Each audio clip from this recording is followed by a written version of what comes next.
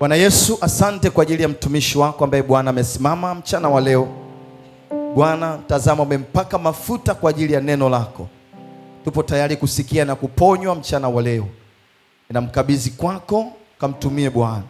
Na hata sisi ambao Mungu tutasikiliza, naomba Roho yako Mtakatifu akaseme nasi, ili Bwana tuweze kusikia lile ambalo limekusudiwa kwa ajili yetu. Katika jina la Yesu nimeomba. Amen. Karibu sana. Bwana Yesu asifiwe. Na wasalimu wote katika jina la Yesu. Haleluya. Nayo kila sababu ya kumshukuru Mungu kwa kunipa nafasi ya kuwa hapa. Bwana Yesu asifiwe. Elia anasema mimi si bora kuliko baba zangu. Haleluya. Lakini kama nyakati zile za Zekaria kuhani, kura imeniangukia. Bwana Yesu asifiwe. Na kwa kuwa imeniangukia, Mungu anacho kitu kwa ajili yako. Haleluya. Haleluya. Amen. Nianze kwa kumshukuru Mungu kwa kunipa fursa hii, lakini pia nimshukuru Baba kwa kunipa nafasi. Najua wapo wengi wangeweza kusema lolote, ungeweza kuleta ujumbe wa Bwana, lakini Mungu akubariki sana kwa kunipa nafasi. Haleluya. Washukuru pia wazee wa kanisa na wachungaji wasaidizi na kanisa lote kwa ujumla. Mungu awabariki. Haleluya. Nimepewa dakika 40. Sasa hivi nina dakika 40 na kama na 2 na 3. Bwana Yesu asifiwe. Kwa angalau mpaka na robo pale mwe mmenistopisha, si ndio ili tuache na dakika chache. Bwana Yesu asifiwe. Tutakwenda kwa kukimbia. Tutakwenda lakini kila mmoja ataelewa. Haleluya. Somo letu mchana wa leo, jumbe wetu unasema nini tufanye tunapojikuta tuko katikati ya matatizo. Haleluya. Nini tunaweza kufanya tunapojikuta tuko katikati ya changamoto au matatizo. Haleluya. Haleluya. Maandiko yetu ya msingi yanatoka kitabu cha Marko sura ya 4. Marko sura ya 4 mstari wa 35 hata wa 40. Marko sura ya 4 mstari wa 35 mpaka ule wa 40. Lakini andiko letu la pili natoka kitabu cha Mathayo. Kitabu cha Mathayo sura ya 14 mstari wa 22 mpaka ule wa 35. Haleluya. Na kweli yetu kuu inasema waamini wanaweza kushinda changamoto zote walizonazo kwenye maisha kama wakimtegemea Mungu. Haleluya. Waamini wanaweza kushinda changamoto zote walizonazo kwenye maisha kama wakimtegemea Mungu kikamilifu. Haleluya. Na kweli yetu kuu hiyo inatoka kitabu cha Zaburi sura ya 60. Zaburi sura ya 60 mstari wa 12. Na mstari huo umerudiwa Zaburi 108 mstari wa 13. Zaburi sura ya 60 mstari wa 12, mstari ule utaukuta Zaburi 108 mstari wa 13. Tusome hapo, alafu kuanzia hapo tutakwenda. Zaburi 60 mstari wa 12. Haleluya. Biblia inasema ndio, kwa msaada wa Mungu tutatenda makuu, maana yeye atawakanyaga watesi wetu. Anasema kwa msaada wa Mungu tutatenda makuu, maana yeye Bwana atawakanyaga watesi wetu. 108:13.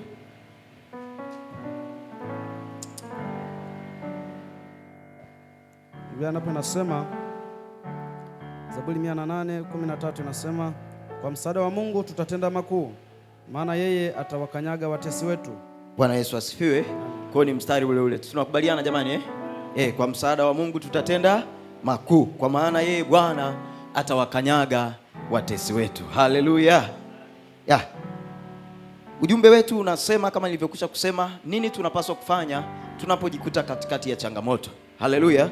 Na lengo la somo hili ni kutufundisha au kutupa maarifa ya kwa nini sisi kama waamini wakati fulani tunajikuta kwenye changamoto, lakini nini tufanye ili kutoka kwenye changamoto. Haleluya.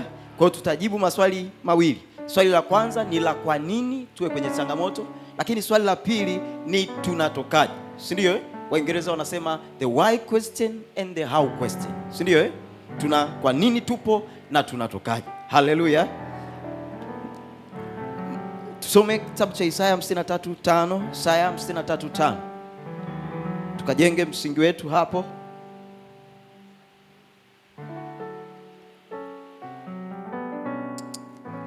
Biblia inasema alidharauliwa na kukataliwa na watu, mtu wa huzuni nyingi, ajuaye sikitiko, na kama mtu ambaye watu humficha nyuso zao. Alidharauliwa wala hatukumhesabu kuwa kitu. Hakika ameyachukua masikitiko yetu, amejitwika huzuni zetu. Lakini tulimdhania ya kuwa amepigwa na Mungu na kuteswa. Bali alijeruhiwa kwa makosa yetu, alichubuliwa kwa maovu yetu. Adhabu ya amani yetu ilikuwa juu yake, na kwa kupigwa kwake sisi tumepona. Haleluya. Mstari huo wa msingi anasema kwa kupigwa kwake sisi tumefanya nini? Tumepona. Haleluya.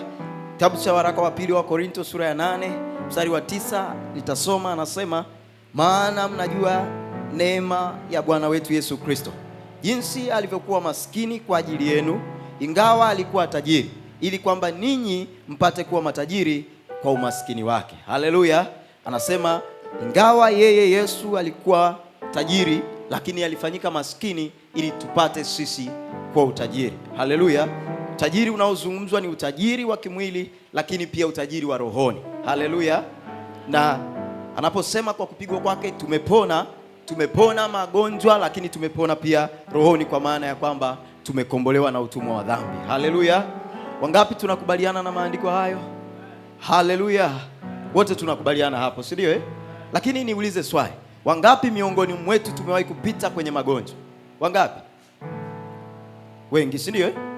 Lakini wangapi tumewahi kupita kwenye vipindi vya uchumi, vigumu vya uchumi? Wakati mwingine huna hata chakula, huoni pa kuanzia. Si wengi jamani? Matatizo kwenye familia zetu, familia kama zimevunjika, wangapi jamani? Bwana Yesu asifiwe. Swali ni je, kama Yesu alipigwa kwa ajili yetu na kwa kupigwa kwake tumepona, kama yeye alifanyika maskini ili sisi tuwe matajiri, swali ni je, kwa nini leo tunapitia changamoto? Haleluya. Asubuhi mchungaji msaidizi alitupa pointi mbili, si ndio? Akasema ya kwamba moja, wakati mwingine ni kwa sababu ya matokeo ya dhambi tulizozitenda. Si ni sawa jamani? Wangapi wanakubali pointi hiyo? Matokeo ya dhambi yametufikisha hapa tulipo, si ndio? Lakini mtumishi pale akasema ni kwa sababu kufanikiwa kwetu kunategemea kufanikiwa rohoni. Si ni sawa? Akatusomea pale waraka wa 3 wa Yohana, si ndio? Akasema Gayo mpenzi, ufanikiwe katika mambo yote kama roho yako inavyofanikiwa. Haleluya. Kwake yeye tukishindwa kufanikiwa rohoni, basi na mafanikio yetu ya kimwili yanachelewa kuja. Wangapi tunakubaliana naye? Bwana Yesu asifiwe. Lakini tujifunze kwa namna tofauti. Tujifunze kwa namna tofauti kidogo. Tusome maandiko yetu ya msingi kabisa, kitabu cha Marko sura ya 4:35 mpaka 40. Marko 4:35-40. Siku ile kulipokuwa jioni, akawaambia na tuvuke mpaka ng'ambo. Anasema siku ile kulipokuwa jioni akawaambia na tuvuke mpaka ng'ambo. Wakauacha mkutano, wakamchukua vile vile alivyo katika chombo, na vyombo vingine vilikuwa pamoja naye. Ikatokea dhoruba kuu ya upepo, mawimbi yakakipiga chombo hata kikaanza kujaa maji. Anasema pakatokea dhoruba kubwa, mawimbi yakakipiga chombo kikaanza kujaa maji. Haleluya. Naye mwenyewe alikuwamo katika shetri, amelala juu ya mto. Biblia inatueleza na yeye mwenyewe alikuwa mule kwenye kile chombo, wakati dhoruba inapiga alikuwepo ndani. Haleluya. Wakamwamsha wakamwambia, Mwalimu, si kitu kwako kuwa tunaangamia? Akaamka, akaukemea upepo, akaiambia bahari, nyamaza, utulie. Upepo ukakoma, kukawa shwari kuu. Akawaambia, mbona mmekuwa waoga? Hamna imani bado? Haleluya. Anasema Yesu alipoamka hakukaa kimya, lakini akaukemea upepo, kukawa shwari kuu. Bwana Yesu asifiwe. Maandiko yanatueleza habari za Yesu na wanafunzi wake waliokuwa wakivuka kwenda ng'ambo. Wako ndani ya mtumbwi na upepo ukaanza kuvuma. Haleluya. Ulipovuma, Yesu hakuwa nje ya mtumbwi, alikuwa ndani ya ule mtumbwi. Kwa hiyo kuwepo ndani ya mtumbwi hakukuzuia upepo kuvuma, hakukuzuia wanafunzi wake kupata misukosuko. Tunakubaliana? Biblia inasema Yesu alikuwa ndani amelala, kile chombo kikapigwa. Kwa hiyo uwepo wa Yesu ndani ya chombo haukuzuia kile chombo kupata misukosuko. Tunakubaliana hapo?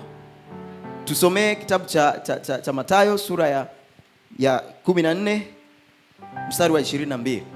Mara akawalazimisha wanafunzi wake wapande chomboni na kutangulia mbele yake kwenda ng'ambo. Kisa kama kile wakati yeye alipokuwa akiwaaga mkutano. Naye alipokwisha kuaga makutano, alipanda mlimani faragani kwenda kuomba. Na kulipokuwa jioni, alikuwako huko peke yake. Na kile chombo kimekwisha kufika katikati ya bahari, kinataabika sana na mawimbi, maana upepo ulikuwa wa mbisho.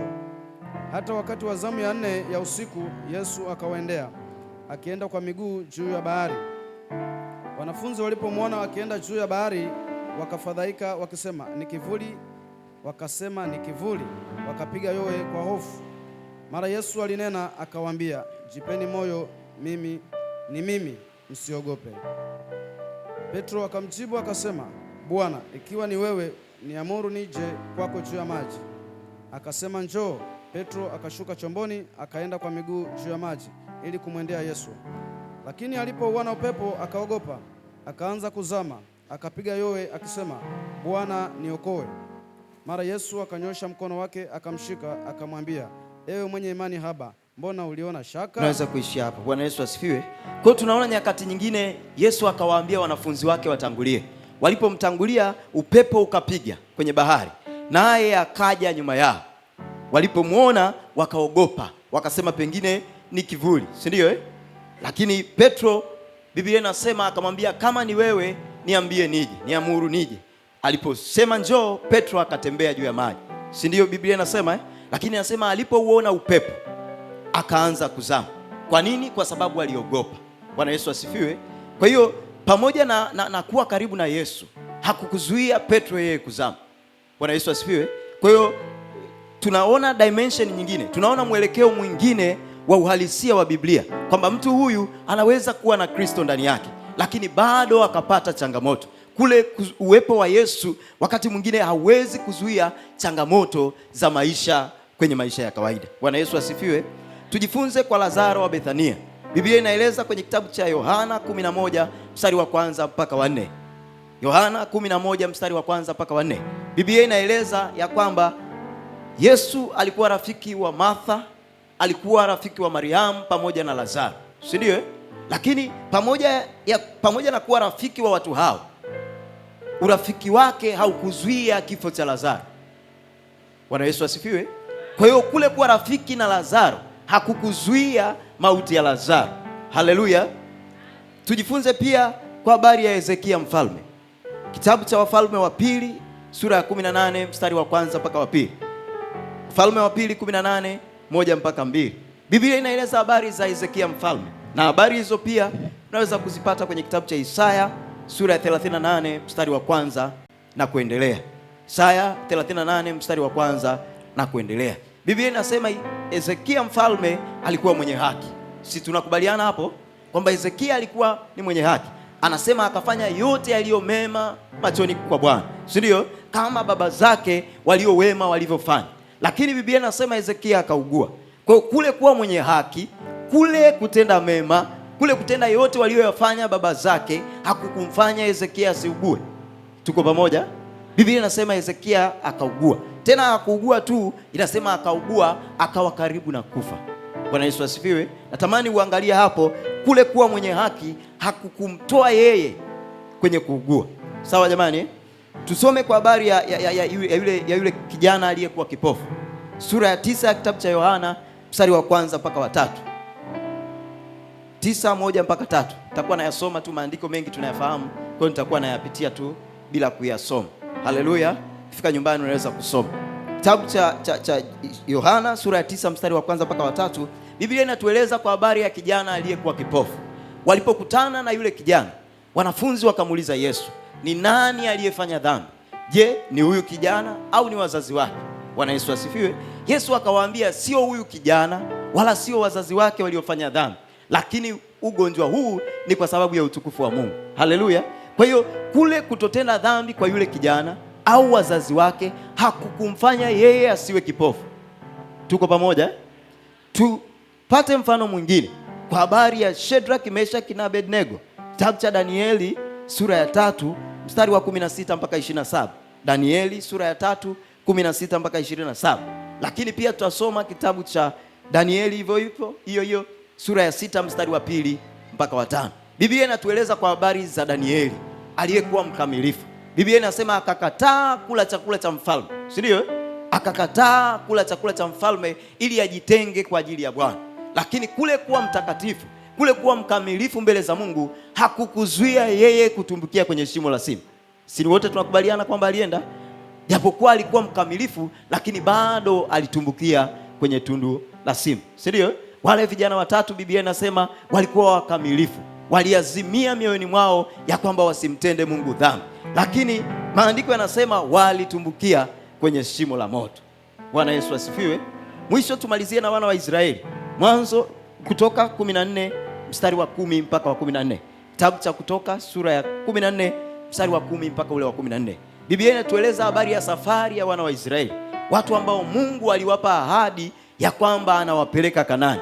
Akawatoa kwa mkono wa Musa, wakafika katikati, wakakutana na bahari mbele yao, lakini walipotazama nyuma wakawaona Waisraeli wakiwafuatia. Bwana Yesu asifiwe. Kwa hiyo kule kupewa ahadi kwamba wanaenda Kanaani hakukuwazuia wao kukutana na changamoto. Bwana Yesu asifiwe. Walipokuwa jangwani, walipokuwa njiani, walikutana na bahari, lakini walikutana na vitisho vya Israeli, vya majeshi ya Farao, lakini wakati mwingine walikutana na kiu na njaa wakiwa jangwani. Bwana Yesu asifiwe. Biblia inatueleza habari za Yesu wa Nazareti aliyekuwa mwana wa Mungu. Pamoja na kuwa mwana wa Mungu, pamoja na kufunga na kuomba, Biblia inasema bado kikombe kile cha msalaba hakikumwepuka. Haleluya. Kama unakubaliana na mimi, punga mkono namna hii. Haleluya. Kwa hiyo pamoja na kuwa watu hawa ni wakamilifu, lakini bado changamoto zilikuwa na wao. Sasa tujiulize kwa nini? Swali la kwanza, kwa nini? Bwana Yesu asifiwe. Kitabu cha Yakobo sura ya 1 mstari wa 2 mpaka wa 4 anatuambia kwa nini. Anatuambia kwa nini. Nisomee hapo Yakobo sura ya 1 mstari wa 2 mpaka wa 4. Mstari miwili. Ndugu zangu, hesabuni kuwa ni furaha tupu mkiangukia katika majaribu mbalimbali, mkifahamu ya kuwa kujaribiwa kwa imani yenu huleta saburi. Saburi na iwe na kazi kamilifu, mpate kuwa wakamilifu na watimilifu bila kupungukiwa na neno. Bwana Yesu asifiwe. Yakobo anatuambia tufurahi tunapoangukia kwenye majaribu mbalimbali. Anasema kwa sababu kujaribiwa kwa imani yetu huleta saburi. Anasema saburi na iwe na kazi njema kwetu ili tuwe wakamilifu. Bwana Yesu asifiwe. Yakobo anatupa pointi 3.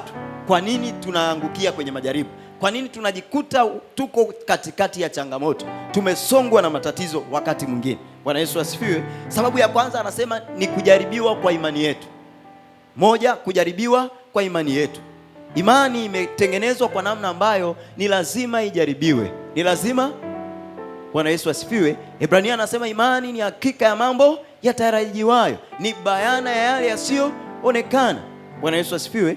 Imani ni lazima ipimwe. Ni lazima tukuweke kwenye mzani, tujue umeamini au hujaamini, umeshika au hujashika. Na kipimo kitakachotuambia umeshika au hujashika ni majaribu. Haleluya.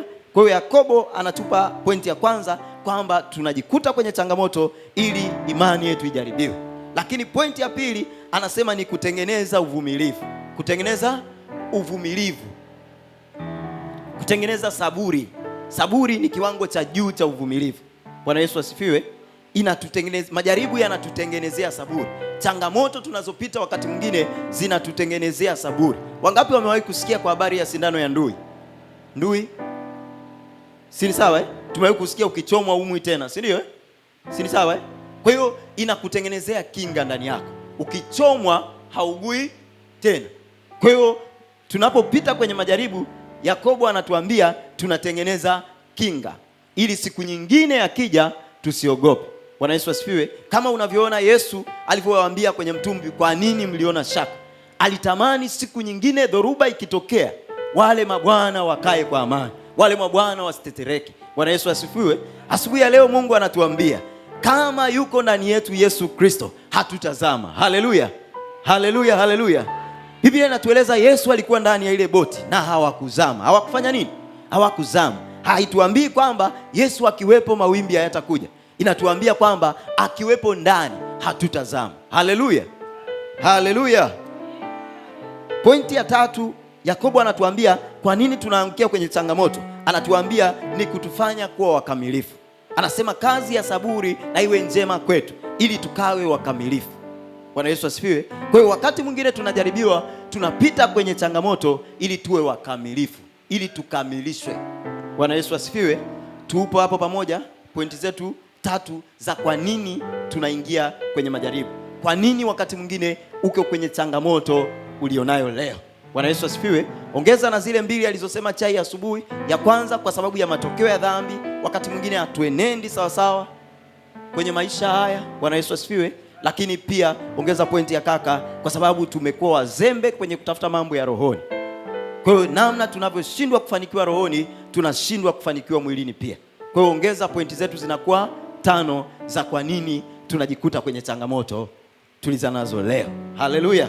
Sasa nini tufanye? Nini tufanye tunapojikuta katikati ya changamoto? Bwana Yesu asifiwe. Cha kwanza cha kufanya ni kutengeneza imani. Tengeneza imani. Kuza imani ulionayo. Hii inajumuisha kumwamini Yesu Kristo, kumfanya yeye ndiye muweza wa changamoto unazopitia. Bwana Yesu asifiwe. Kumwamini yeye na kuamini ya kwamba anaweza kufanya. Anapowatokea wanafunzi kwenye upepo ule, anawaambia mbona mliona shaka? Anamwambia Petro, mbona uliona shaka? Anawaambia wale waliomwamsha kwamba mbona mliona shaka? Bwana Yesu asifiwe. Kwa hiyo shaka inatafsiriwa na Yesu kama kutokuwa na imani. Kutokuwa na imani. Kwa nini Yesu alikuwa ndani lakini bado wakaona shaka? Bado wakaona wanazama. Wanamwambia bwana mkubwa, umelala. Wewe huoni kwamba ni hatari tunazama? Haleluya. Kwa hiyo Yesu anapowauliza jambo la kwanza, anaona kutokuwa na imani ndani yao. Nikutie moyo mchana wa leo, umepita kwenye changamoto muda mrefu, lakini nikutie moyo, nikwambie endelea kuamini, endelea kukuza imani yako kwa Bwana. Haleluya. Tazame Yesu kama mwanzilishi na anaimaliza imani yetu. Haleluya. Yohana anasema kama Musa alivyomuinua nyoka wa shaba jangwani, ndivyo hivyo Yesu alivyoinuliwa juu, ili tukimtazama sisi tupate kuokoka. Haleluya, haleluya. Kwa hiyo endelea kumtazama Yesu, endelea kutengeneza imani.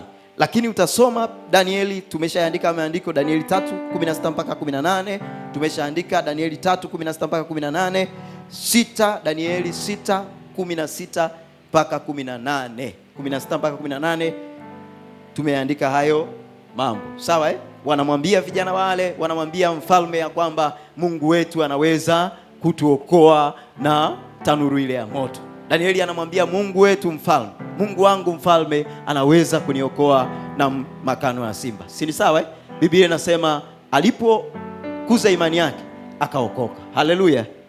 Kwa hiyo endelea kukuza imani yako mtu wa Mungu. Lakini jambo la pili, unapojikuta katikati ya changamoto, tazame Yesu. Yaweke macho yako kwa Yesu. Yaweke macho yako kwa Yesu. Fix your eyes unto Jesus. Tazame Yesu. Bwana Yesu asifiwe. Nimekwisha kusema, Yohana anasema kama vile Musa alivyomuinua nyoka wa shaba jangwani na wote waliomtazama wakapona, Yesu ameinuliwa kwa ajili yetu mtu wa Mungu. Haleluya. Mchana wa leo nikutie moyo, endelea kumwamini Yesu, anaweza kukuokoa. Endelea kumtazama Yesu. Maandiko yanasema walipotoa macho yao wakautazama upepo. Petro alipotoa macho yake akautazama upepo, akaanza kuzama. Bwana Yesu asifiwe. Shetani asikuyumbishe, asikutishe na changamoto ulionayo. Endelea kukaza macho, endelea kumtazama Yesu aliyeangikwa msalabani, nawe utaokoka. Ukitoa macho yako ukatazama changamoto ulionayo, nataka nikuhakikishie utazama. Haleluya, haleluya. Kama jirani yako anasinzia kidogo, mshtue kidogo. Bwana Yesu asifiwe. Tunakwenda, nimesema kwa kukimbia ili muda wetu ututoshe. Hatutazama tukimtazama Yesu. Isaya sura ya 45:22. Isaya 45:22. Maandiko yanasema nitazameni mimi enyi nchi za mataifa, mkafanya nini? Mkaokolewe. Haleluya. Kwa hiyo anasema tukimtazama yeye tutafanya nini? Tutaokolewa. Kitabu cha Samueli wa kwanza sura ya 17. Samueli wa kwanza sura ya 17. Kisoma mistari yote pale utaona habari ya Israeli na Wafilisti na Goliati. Biblia inasema ya kwamba yule Mfilisti Goliati aliposimama, majeshi yote ya Israeli yalipomtazama yeye yakaogopa na kukimbia. Bwana Yesu asifiwe. Yalipotazama ukubwa wa Goliati wakaogopa na kukimbia. Bwana Yesu asifiwe. Lakini anakuja mtu anayebadili mioyo yao, anamwambia mfalme, watu na wasitayarishwe kwa sababu Mungu wetu anaweza kutupigania. Bwana Yesu asifiwe. Kwa hiyo nataka kuambia mtu wa Mungu, unapoacha kuangalia ukubwa wa changamoto unayopitia ukamtazama Kristo Yesu, unaweza kuokoka. Haleluya, haleluya. Daudi alipogeuza mioyo ya watu wakamtazamia Mungu wao, wakapata imani kwa Mungu wao, Mungu aliyowaokoa na Goliati. Bwana Yesu asifiwe. Changamoto iliyokuwa kubwa, iliyoonekana kubwa sana, ilitatuliwa kwa jiwe tu la kombeo. Haleluya, haleluya. Bwana Yesu asifiwe. Aliwahi kusema mchungaji, askofu wetu marehemu, akasema siku moja akaota jitu likubwa limemshikilia kwenye shimo, akawa anatupa miguu. Bwana Yesu asifiwe. Lakini mwisho wa siku lilipomwachia likakuta kumbe ni hapa tu, wala hata kuanguka. Bwana Yesu asifiwe. Kwa wakati mwingine changamoto isikutishe. Acha kuangalia changamoto ulionayo, tazame Yesu aliye Kalvari, nawe utashinda. Haleluya, haleluya. Amen. Wana wa Israeli walipoacha kumwangalia Mungu, wakaitazama bahari, Biblia inasema walipogeuka nyuma wakawaona Israeli, wakaogopa. Wakaona tunavukaje hapa? Wakaona hatuwezi kusonga mbele. Bwana Yesu asifiwe. Lakini Musa akawaambia, msizimie moyo, Mungu wetu atatupigania nasi tutanyamaza kimya. Bwana asifiwe. Wangapi wanasema walivuka? Haleluya, haleluya. Kwa walipoacha kutazama tatizo walilonalo, wakautazama ukuu wa Mungu, wakazikumbuka ahadi za Mungu, wakavuka. Bwana Yesu asifiwe. Kwa hiyo mchana wa leo nikwambie, kumbuka Mungu aliyokuahidi. Kumbuka namna alivyokuambia unaelekea mbele. Bwana Yesu asifiwe. Kumbuka namna alivyokupa ahadi kwamba utakuwa mtu mkuu. Tatizo ulilonalo leo lisikufanye ukazama. Haleluya, haleluya. Twende tu pointi ya 3. Zungumza na tatizo ulilonalo. Zungumza na changamoto ulionayo. Biblia inatueleza kwenye kitabu cha Marko 4:39. Marko 4:39.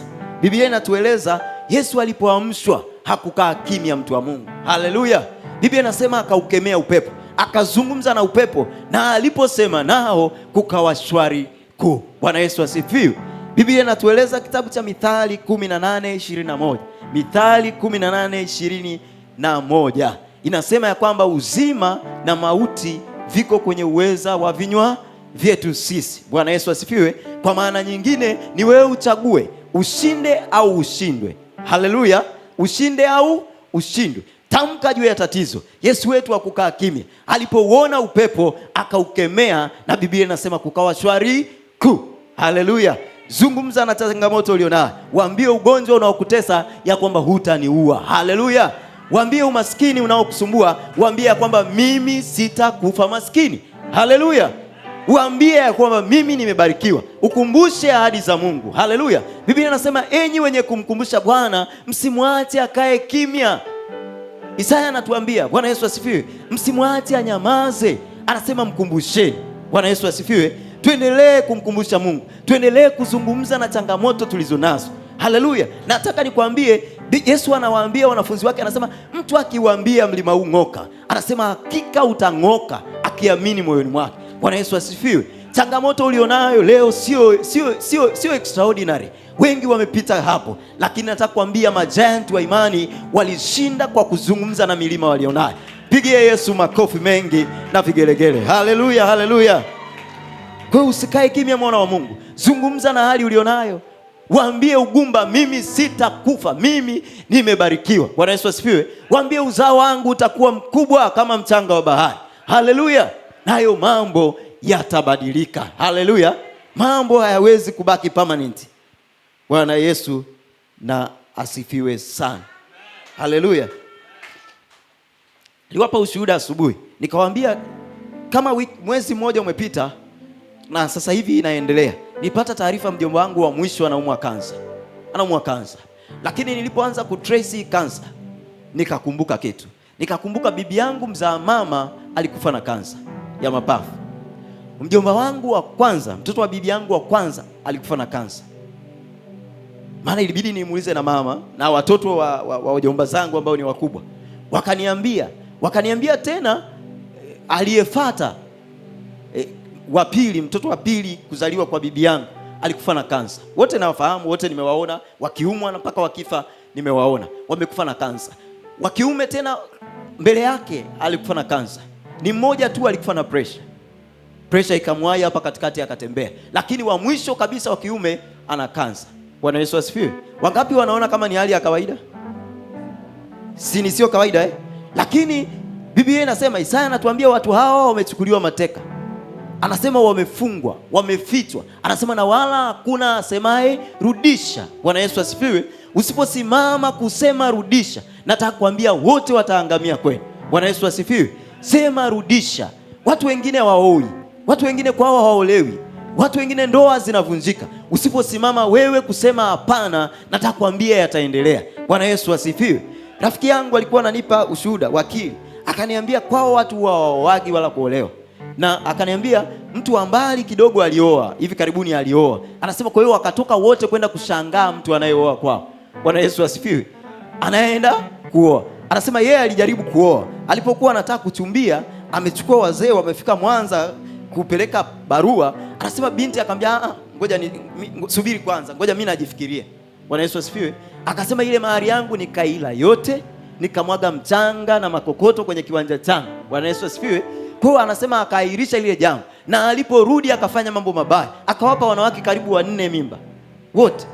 Bwana Yesu asifiwe. Kwa unaweza kuona hii vita, unaweza kufikiri kwamba ni mambo tu ya kawaida, lakini nataka kuambia yapo. Usiposimama kusema hapana, nataka kuambia watu wataendelea kupotea kwenu, vizazi vitaendelea kuangamia kwenu. Bwana Yesu asifiwe. Mungu ameniambia kwa sauti kubwa sana na kwa mkazo kwamba lazima tuseme hapana.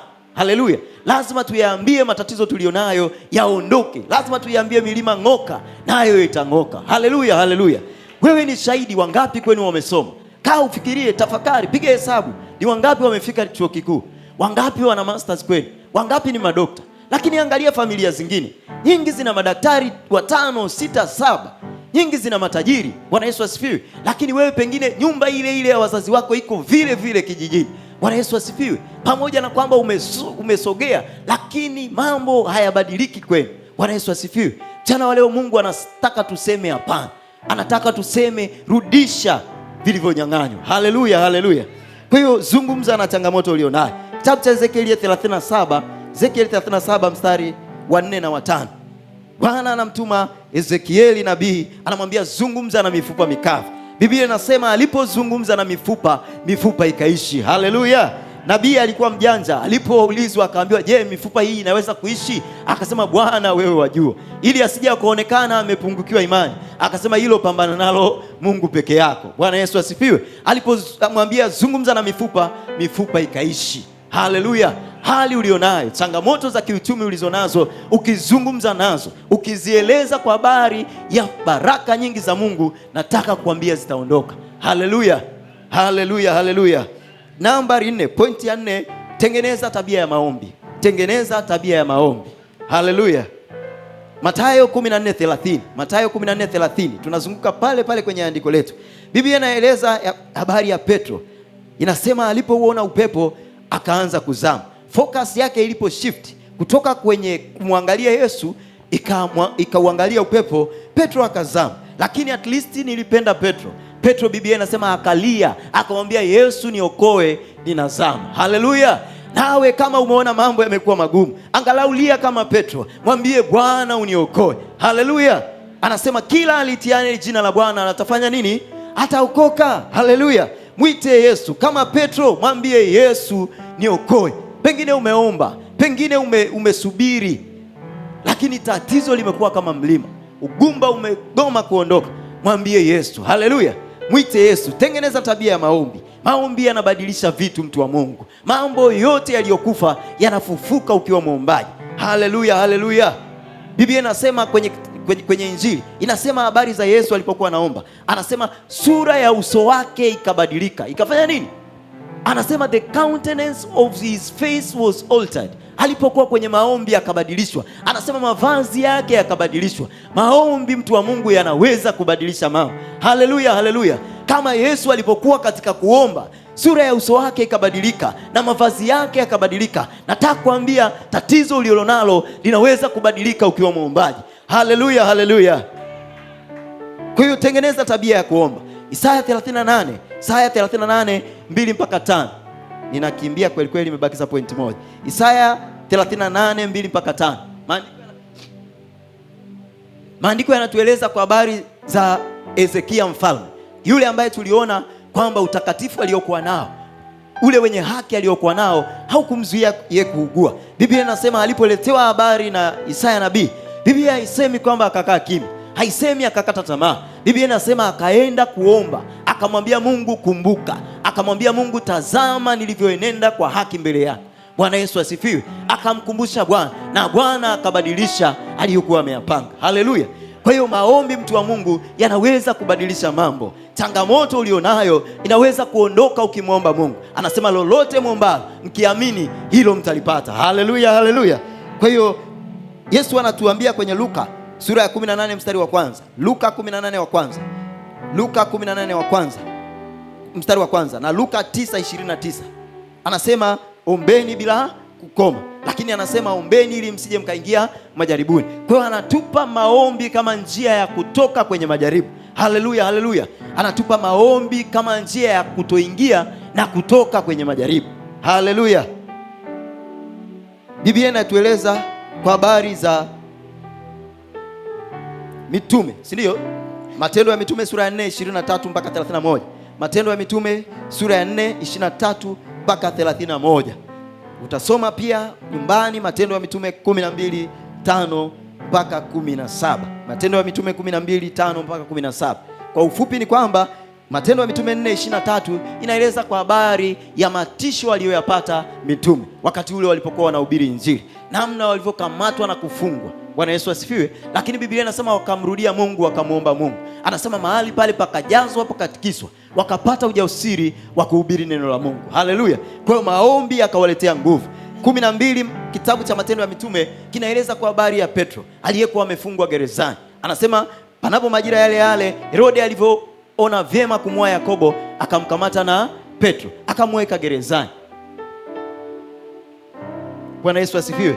Inasema ya kwamba watu wakaomba, kanisa likafanya nini? Likaomba. Bwana Yesu asifiwe. Tusome pointi ya 5.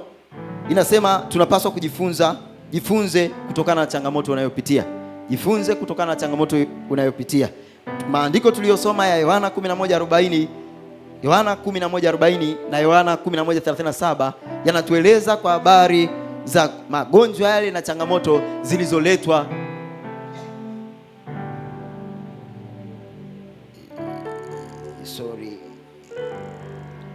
Sisi kama Wakristo tunapaswa kujifunza, si ndio?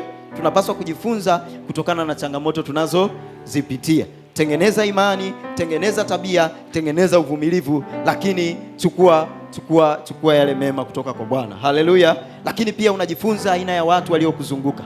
Jifunze aina ya watu Biblia inasema kwa habari ya Lazaro. Yesu alipokuwa anaenda watu wakamwambia kwamba alifufua wengine, aliponya wengine, kwa nini asimponye na huyu? Bwana Yesu asifiwe. Kwa hiyo unapokuwa kwenye changamoto ni sehemu ya kujifunza tabia za watu wanaokuzunguka. Jifunze, chukua yale yaliyo positive kwenye changamoto unayopitia. Lakini mwisho, baada ya kushinda, baada ya kupita kwenye changamoto ulionayo, mpe Mungu utukufu. Bwana Yesu asifiwe. Changamoto nyingi tunazoziona tulizozisoma hapa, Biblia inatuambia zilitokea au zilitengenezwa kwa ajili ya utukufu wa Mungu. Inatueleza habari ya mauti ya Lazaro iliyokuwa kwa ajili ya utukufu wa Mungu. Yesu anamwambia Martha, sikukwambia kwamba ukiamini utauona ukuu wa Mungu, si ndio? Kwa hiyo tumpe Mungu utukufu pale anapotushindia kwenye changamoto tulizonazo. Haleluya, haleluya. Yohana 11 mstari wa 4 na Yohana 9 mstari wa 3. Mungu awabariki sana. Tunaweza kusimama pale tulipo. Haleluya. Nimekimbia kweli kweli. Bwana Yesu asifiwe. Lakini naamini hujatoka kama ulivyo. Haleluya. Tunaposimama asubuhi ya leo, twende tukaombe kwa dakika chache.